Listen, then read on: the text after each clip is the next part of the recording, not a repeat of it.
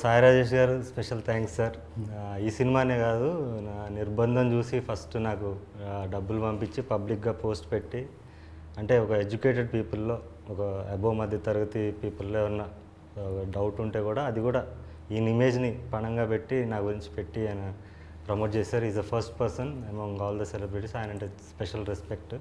So ఆయన ఈరోజు వచ్చారు మమ్మల్ని ఇంటర్వ్యూ చేయడానికి, అదే ఆయన తెలుసుకోవడానికి, లేకపోతే ప్రమోట్ చేయడానికి. In otherwise thank you so much sir. Thank you అండి. అంటే యాక్చువల్లీ నేను ఇంటర్వ్యూ చేయడం కంటే కూడా చాలా క్యూరియాసిటీ ఉందన్నమాట, ఎస్పెషల్లీ తనతో మాట్లాడడానికి. నేను తెలుసుకోవాలనుకుంటున్నా, నేర్చుకోవాలనుకుంటున్నా చాలా విషయాలు. సో నిర్బంధం పక్కన పెడితే అంటే ఐ థింక్ ట్రావెల్ కష్టాలు ఇద్దరివి ఒకటే అనుకుంటున్నాను నేనంటే. నేను హృదయకాలం తీయటానికి ముందు ఏవైతే కష్టాలు పడ్డానో నాకంటే కొన్ని 10 రెట్లు 100 రెట్లు తను ఎక్కువ పడి ఉంటాడు అనే ఒక తెలియదు నాకు కూడా. ఇప్పుడు నేను తెలుసుకోవాలి, మీ గురించి తెలుసుకోవాలి, మీ మేకింగ్ గురించి తెలుసుకోవాలి. ఇప్పుడు అసలు మీ ఎలాంటి పరిస్థితిలో ఉన్నారు, మానసిక స్థితి ఏంటి? ఎందుకంటే డైరెక్షన్ చేయడం ఒకటే కాదు, ఇన్ని క్రాఫ్ట్లు హ్యాండిల్ చేస్తున్నారు. అసలు ఎలా నిజం చెప్తున్నాను అంటే, నేను అసిస్టెంట్ డైరెక్టర్గా ప్రయత్నాలు మొదలుపెట్టినప్పుడు నేను 2005లో వచ్చాను. 2010-11 వరకు కూడా నాకు ఒక ఆఫీస్ మెట్లు ఎక్కడానికి కూడా నాకు ఏ అవకాశం రాలేదు. అసిస్టెంట్ డైరెక్టర్ అవ్వడానికి కూడా నాకు రాలేదు. కానీ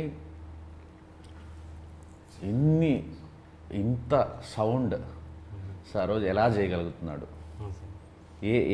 నాకు ఫస్ట్ కొద్దిగా అంటే కొత్త వాళ్ళకి, ఇప్పుడు అసలు మీ గురించి తెలియని వాళ్ళకి ఒక్కసారి మీరు మళ్ళీ చాలా ఇంటర్వ్యూలో చెప్పున్నా కూడా ఒక్కసారి చెప్పండి. అసలు అంటే ఎక్కడ మీ ప్రస్థానం మొదలైంది, ఎక్కడ మీ పేరు వినిపించడం మొదలైంది, దానికి ముందు పడిన ఒక చిన్న కష్టం ఏంటి?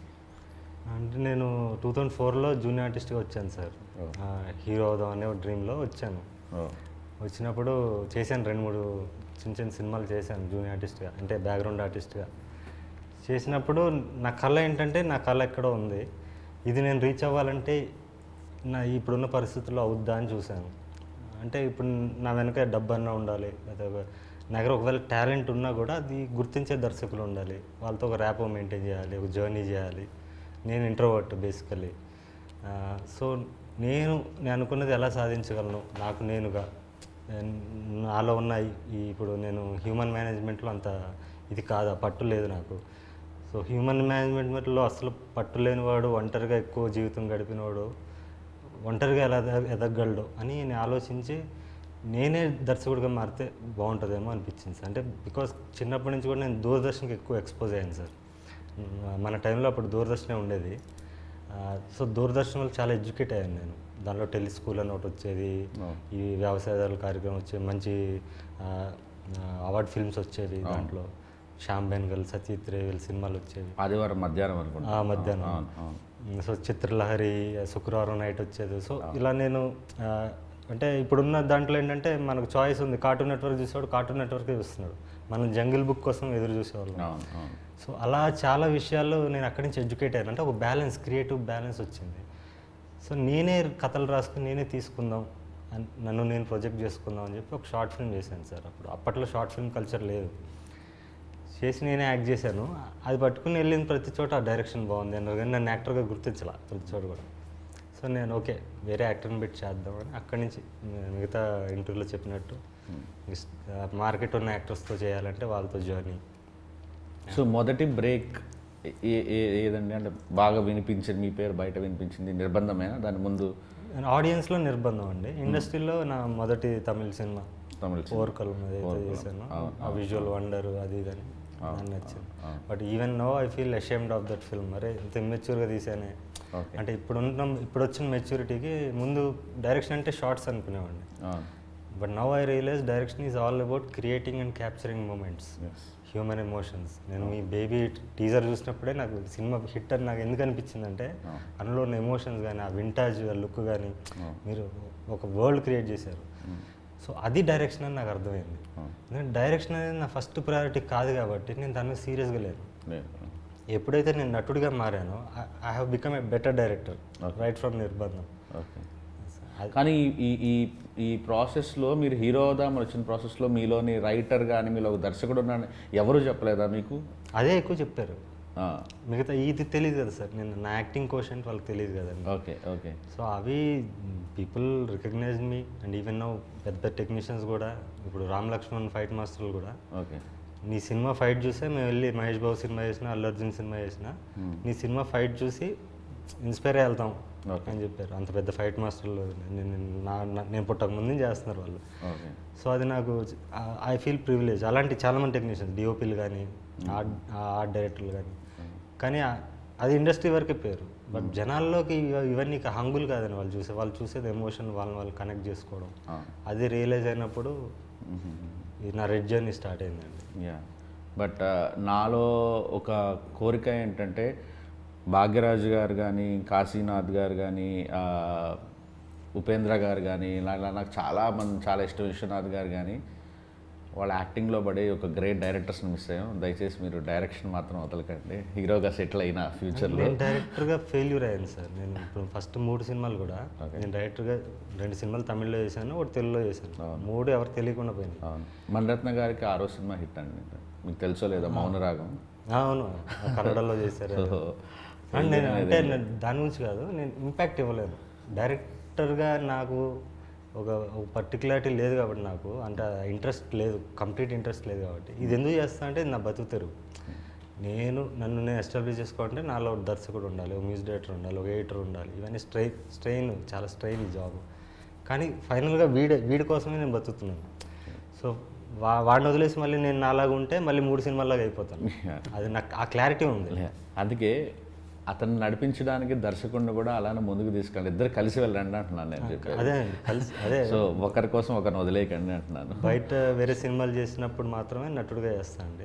నా సొంత చేసినప్పుడు definitely I direct my self. అంటే సంవత్సరానికి ఒక సినిమా చేయాలని ఉంది. ఓకే. బయట నటులతో అయితే డైరెక్ట్ చేయలేను. అంటే ఈ వీటన్నిటికీ వెనకాల యూజువల్లీ మనలాంటి వాళ్ళు, అంటే ఇలా ఏ బ్యాక్గ్రౌండ్ లేకుండా మనమే ప్రొడ్యూస్ చేసుకొని, లేకపోతే మనం డైరెక్షన్ చేసుకొని ఎతికేట ప్రాసెస్లో ఇద్దరు 3 మార్గాలు. అంటే ఒకటి ఎక్కడో దగ్గర పెద్ద అప్పు తెచ్చి సినిమాలు చేయటం, లేదా ఫ్రెండ్స్ దగ్గర తీసుకోవడం, లేదా క్రౌడ్ పుల్లింగ్. సో మిమ్మల్ని నడిపిస్తుంది ఎవరు ఈ ప్రాసెస్లో, ఈ సినిమాలన్నింటిలో? అభిమానులు అండి. నేనంటే నా ఫ్రెండ్స్ ఉంటారు ఎక్కువ. నేను చెప్పాను ఇంట్రోవర్ట్, ఒంటరిగా ఉంటాను. అభిమానులే నాకు ఫ్రెండ్స్. సో అందులో అభిమానుల నుంచి వచ్చిన మ్యాడ్ ఫిల్మ్ లవర్స్ ఎవరైతే ఉంటారో, అరే వీడు రావాలి, వీడు మన పార్ట్ మనం చేయాలి అని అందరితో కూడా 1 to 1. వీళ్ళందరూ గ్రూప్గా కాకుండా విడివిడిగా నాకు ఫండ్ చేసి అన్కండిషనల్గా నువ్వు సినిమా చేయి అనే ఒక ప్రాసెస్ జరిగింది సార్. దానన్నిటికీ కారణం నా గత 3 సినిమాలు.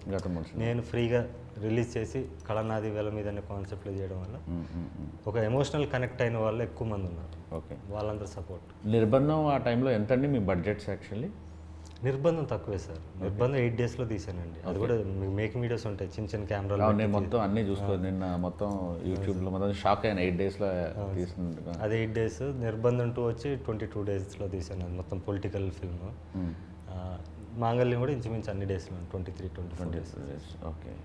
పరాక్రమం ఎన్ని రోజులు తీసారు? ఇది కూడా అంతే. కాల్ షీట్స్ ఎక్కువ అండి దీనికి. 57 call sheets. Okay. You follow అంటే యూనియన్ రూల్స్ అవన్నీ ఫాలో అవుతారండి, లేకపోతే గరిల్లా స్టైలర్? లేదు, ఇప్పుడు ఫాలో అవ్వాలి కదండి. ఇప్పుడు సినిమా మెయిన్ స్ట్రీమ్ చేస్తాం కదా. కెమెరామెన్ కూడా ఆయన పెద్ద కెమెరామెన్ అండి, 100% లవ్ చేసిన ఆయన. సో ఆర్ఎల్ఎక్సా కెమెరా అన్ని కొంచెం పెద్ద సెటప్. అండ్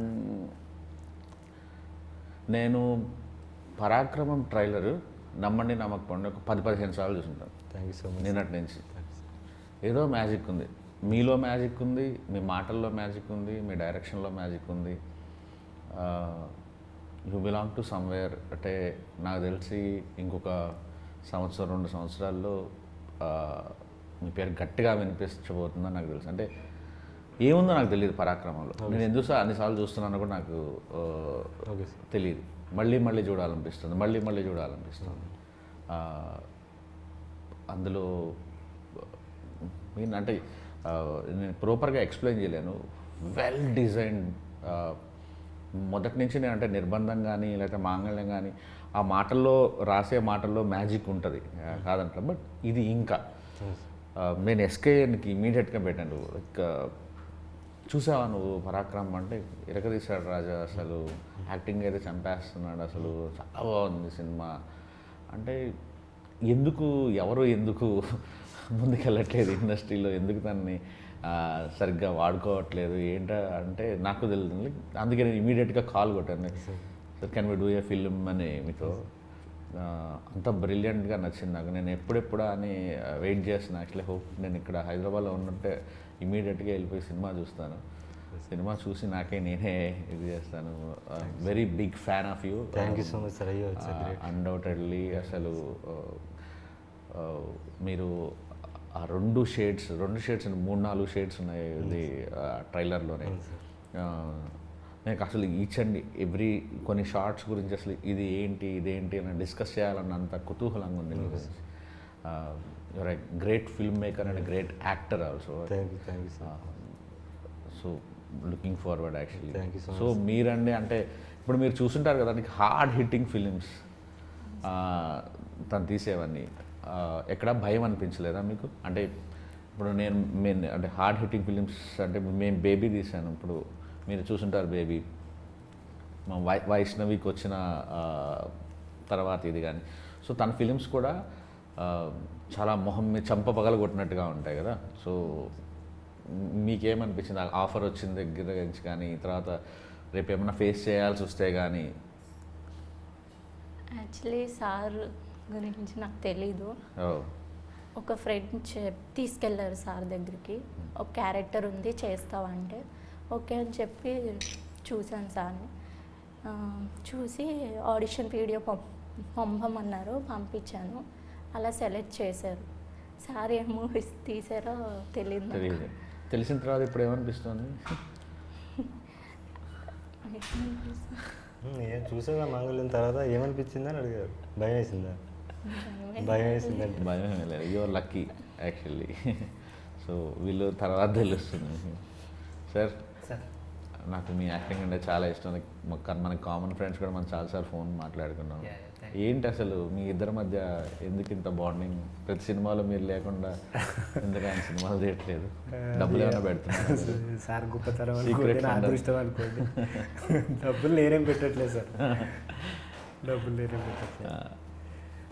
నేను ఊరినే వచ్చేటప్పుడు మళ్ళీ ఒకసారి రివిజన్లా ఉంటుందని ఊరినే అలా కొన్ని చూసుకొని వచ్చానమాట నిర్బంధం అన్నీ. ఏంటి సార్ ఎందుకని ఆయనతోనే చాలా ఫస్ట్ నన్ను అంటే బాండింగ్ ఉందండి మా ఇద్దరి మధ్య. అంటే ఫస్ట్ ఆయన ఆడిషన్కి వచ్చారు. నేను నిర్బంధం ముందు ఒక సినిమా అనుకున్నాను, దానికి ఆడిషన్కి వస్తే ఈయన లుక్ నచ్చింది నాకు. ఆడిషన్ చూసా పర్ఫార్మెన్స్ చాలా బాగా చేశారు, రియలిస్టిక్గా చేశారు, ఈయన బాగుంటుంది అనుకున్నాను. తర్వాత ఆ సినిమా కరోనా వచ్చింది, ఫస్ట్ షెడ్యూల్ తర్వాత ఆపాను సార్. నిర్బంధం స్టార్ట్ చేసినప్పుడు నాకు అశోక్ అన్న క్యారెక్టర్ క్రియేట్ చేసినప్పుడు నాకు ఈయన గుర్తొచ్చారు. ఈయన గుర్తొచ్చాక చెప్పాను, ఇలా ఉంది సార్ ఒక క్యారెక్టర్ ఉంది, ఇలా రేపిస్ట్ క్యారెక్టర్ అది అని చెప్పారు. పైపైన చెప్పాను, నాకే తెలియదు ఐడియా నేను ఏం చేయబోతున్నాను. ఓకే సార్ చేద్దామన్నారు. వచ్చాము. ఆ ఫస్ట్ సీన్ అమ్మాయిని రేప్ చేసే సీన్ ఉంటుంది కదా సార్ అక్కడ, అది ఫస్ట్ డే. ఆయన ఒక అబ్జెక్షన్ పెట్టలేదు. ఆయన యాక్చువల్లీ ఒక రోడ్ కాంట్రాక్టర్, అబో మిడిల్ క్లాస్ ఫ్యామిలీ, 2 డాటర్స్ ఉన్నారు, ఎడ్యుకేటెడ్ ఫ్యామిలీ. వాళ్ళ అన్నయ్య వాళ్ళ తమ్ముడు కూడా డైరెక్టర్, కెమెరామెన్ కమ్ డైరెక్టర్ ఆయన.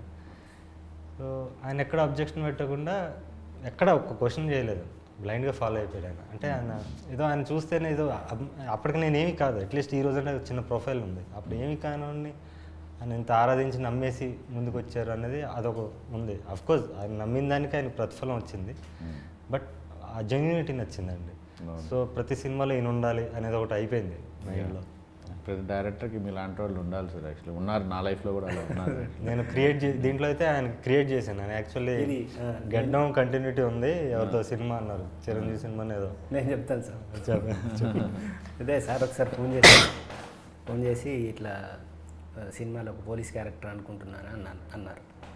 అన్న తర్వాత నేను వేరే మూవీ ఒకటి పీపుల్స్ మీడియా వాళ్ళది అనుకుంటే వెబ్ సిరీస్ స్టార్ట్ అవుతుంది అని చెప్పి వాళ్ళు ఓ లుక్ కూడా పంపించారు సార్. అంటే గడ్డం కొంచెం ఎక్కువ ఉంటుంది, ఆ గడ్డం పెంచండి, ఒక 2-3 మంత్స్ పెంచండి, ఇంటి తర్వాత స్టార్ట్ చేద్దామని అన్నారు. ఆ టైంలో సార్ ఫోన్ చేస్తే సార్ ఇట్లా మరి గడ్డం ఉంది సార్, వేరే మూవీ ఇట్లా ఒకటి అంటే వెబ్ సిరీస్ ఒకటి ఆఫర్ వచ్చింది.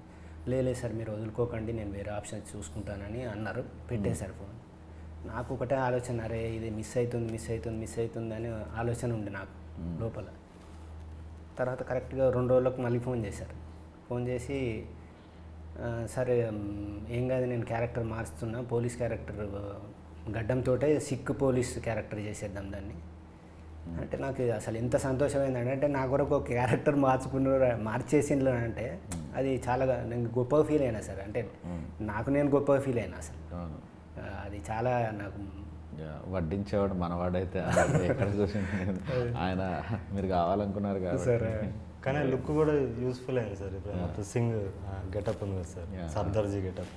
సో సార్ అంటే మీరు చెప్పండి, అంటే what kind of film maker you are, అది నాకు తెలుసుకోవాలనుకున్నా. అంటే మీకోసం మీరు సినిమాలు తీస్తారా, జనంకి నచ్చాలని సినిమాలు తీస్తారా, ప్రొడ్యూసర్కి డబ్బులు రావాలని సినిమాలు తీస్తారా, 3 బ్యాలెన్స్ చేయాలనుకుంటారా?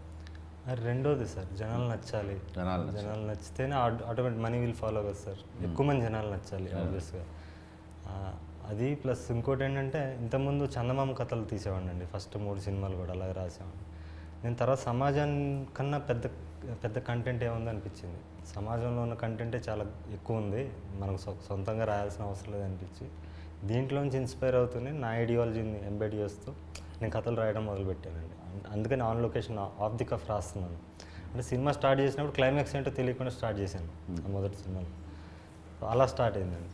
అంటే ఒక నేను అడిగేది అంటే, ఇప్పుడు సినిమాని ఒక కళగా చూడాలి, డబ్బులు మనకు వస్తే ఏంటి రాకపోతే ఇది ఒక ఆర్ట్ ఫామ్ అని బిలీవ్ చేయటమా, లేకపోతే పెట్టిన డబ్బులు తిరిగి రావాలి, జనాలు విపరీతంగా. అంటే మీకు ఫర్ ఎగ్జాంపుల్ చెప్తాను సార్, నేను హృదయకాలం తీసినప్పుడు విపరీతంగా ట్రోల్ చేశారు నన్ను ఒక సెక్షన్ ఆఫ్ ఆడియన్స్. ఇప్పుడు బేబీ తీసినప్పుడు బేబీకి కూడా నిబ్బా సినిమా అంటారు, తిడుతుంటారు.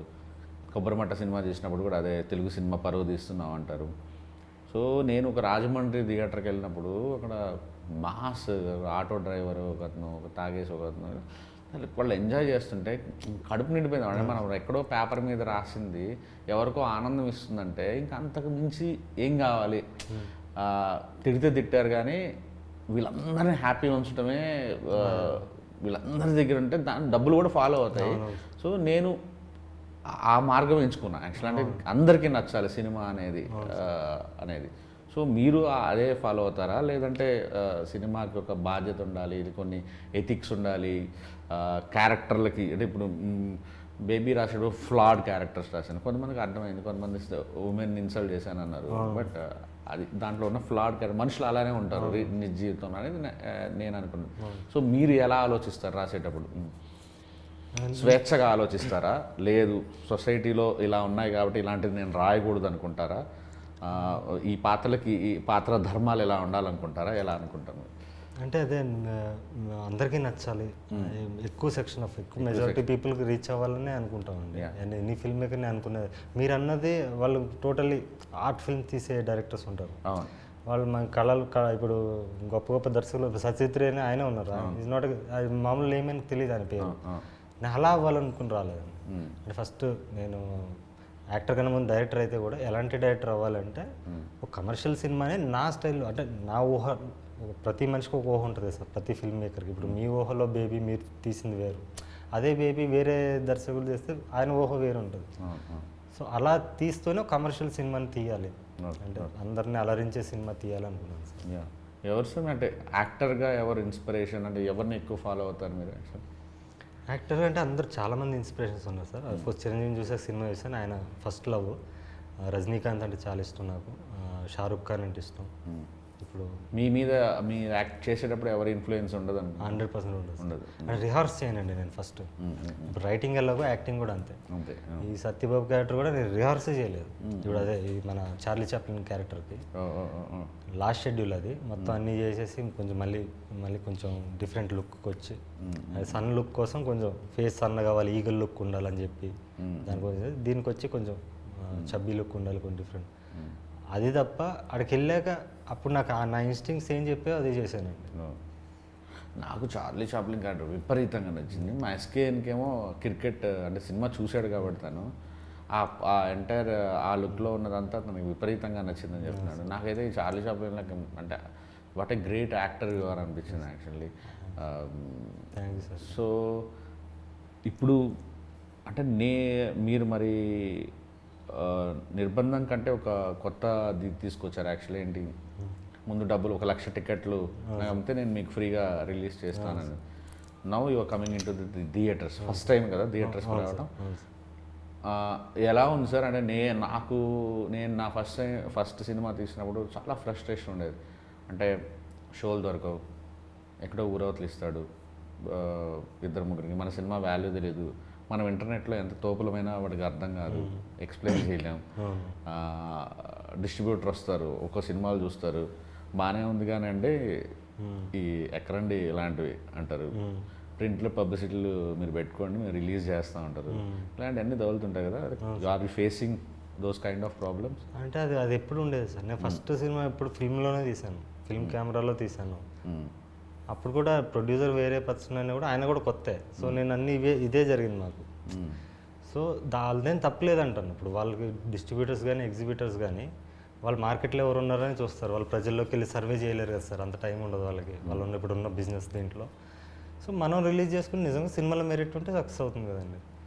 లేదు మెరిట్ అవ్వలేదు, లేకపోతే రీచ్ అవ్వలేదు, మనం అట్లీస్ట్ మనం ఒక స్టాంప్ వేస్తాం కదా. ఇప్పుడు నిజంగా మనల్ని అంతమంది అభిమానిస్తే పక్క ఊర్లో ఉన్నా కూడా వచ్చి చూస్తాడు మన కోసం. అలాంటి సినిమా తీయాలి, అలాంటి కంటెంట్ ఇవ్వాలి, వాళ్ళని ఎక్సైట్ చేయాలి. ఒక ట్రైలర్ అనేది ముఖ చిత్రం అండి దేనికన్నా. సో ట్రైలర్ చూశాక వాడు అందులో ఉన్న మూమెంట్స్ని సినిమాలో చూడడానికి వస్తాడు అనే ఒక కాన్ఫిడెన్స్తో చేస్తున్నానండి. సో ఇప్పుడు పరాక్రమకి మీకు రిలీజ్ అంతా స్మూత్గా ఉంది, అవును సార్. అసలు ఎటువంటి డిస్ట్రిబ్యూషన్ సైడ్ కానీ ఎగ్జిబిషన్ సైడ్ కానీ ఎటువంటి లేదు, ఎస్కేఎన్ గారు ఉన్నారు వెనక, ఆ ప్రాబ్లం లేదు. హ్యాపీ. ఎస్కేఎన్ గారు ఉంటే ఇంకా పెద్ద తలకాయ ఉన్నాడు యాక్చువల్లీ.